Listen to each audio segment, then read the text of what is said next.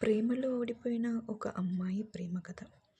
స్వాతి అనే అమ్మాయి తన జీవితంలో మొదటిసారి ఒక అబ్బాయిని నిజంగా ప్రేమించింది.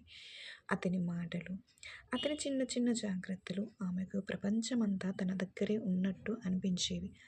కానీ కొన్ని నెలల తర్వాత అతని ప్రవర్తన మారిపోయింది. ఫోన్లు తగ్గిపోయాయి, మాటలు తగ్గిపోయాయి. చివరికి ఒకరోజు మన ఇద్దరి మధ్య ఇక ఏమీ లేదు అని చెప్పి వెళ్ళిపోయాడు. ఆ మాట స్వాతి గుండెను చాలా బాధపెట్టింది. ఎన్నో జ్ఞాపకాలు కళ్ళ ముందు తిరిగాయి. కలిసి నవ్వుకున్న రోజులు, మాట్లాడుకున్న రాత్రులు అన్నీ ఒక్కసారిగా గతమైపోయాయి. కొన్ని రోజులు ఆమె చాలా బాధపడింది.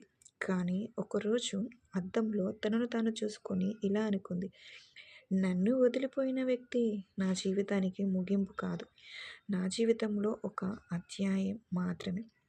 ఆ రోజు నుంచి స్వాతి తన కలలపై దృష్టి పెట్టింది, చదువుకుంది, తన లక్ష్యాన్ని చేరుకుంది.